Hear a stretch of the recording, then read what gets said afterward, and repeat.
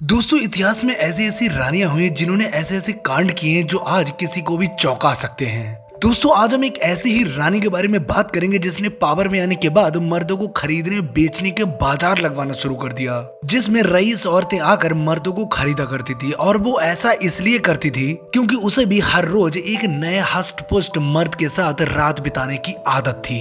दोस्तों हम बात कर रहे हैं इस्मिहान सुल्तान की, जो ऑटोमन एम्पायर की सबसे खूबसूरत और कामुक रानी कहा जाता है। दोस्तों इसके पिता सलीम द्वितीय और मां नूर बानो थी और इसका पिता बहुत ही अयास किस्म का था। दोस्तों इस्मिहान बहुत ही खूबसूरत थी, उसका गोरा रंग और भरा हुआ बदन था। इसका बदन मानो संगमरमर में तराशा गया हो और उसका सीना इतना आकर्षक था कि उसका देखकर ये लगता था कि ये कपड़ों को फाड़कर बाहर आ जाएगा।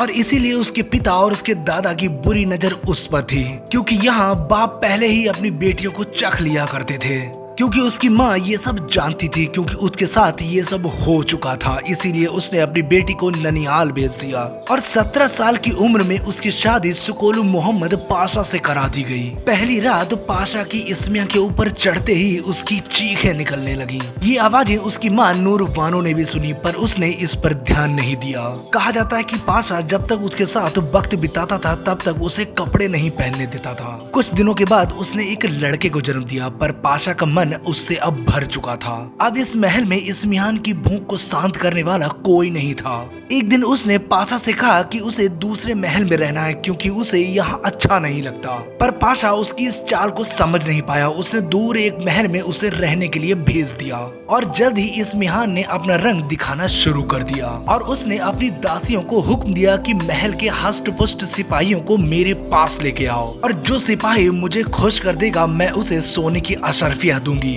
और ऐसा सुनने के बाद हर एक सिपाही पूरी ताकत से रानी को खुश करता और रानी की चीखें पूरे महल में गूंजती रहती थी। और इसीलिए कहा जाता है कि गलत काम कभी न कभी लोगों के सामने आ ही जाता है। और पाशा को इसकी करतूतों का पता चल गया और जैसे ही वो महल में आया और वो कुछ कर पाता, इससे पहले ही इस्मिहान के सिपाहियों ने उसको मार दिया और उस एरिया को भी अपने कंट्रोल में ले लिया। उसने महल में कुछ ऐसे नियम बनाए कि हरम की महिलाएं किसी भी सिपाही के साथ अपनी प्यास बुझा सकती थीं। जैसे किसी चीज की शुरुआत होती है वैसे ही उसका अंत भी होता है। और वैसा ही हुआ। एक दिन एक सिपाही के साथ वो अपनी प्यास बुझा रही थी और मौका पाते ही उस सिपाही ने इस्मिहान का गला उतार दिया। और कुछ लोग तो ये कहते हैं कि उस सिपाही ने जहर खिला दिया था, पर जब उसकी लाश मिली तो उस समय उसके शरीर पर कोई कपड़ा नहीं था। वैसे दोस्तों इतनी कामुक और हवसी रानी के बारे में आपका क्या कहना है, कमेंट करके जरूर बताएं।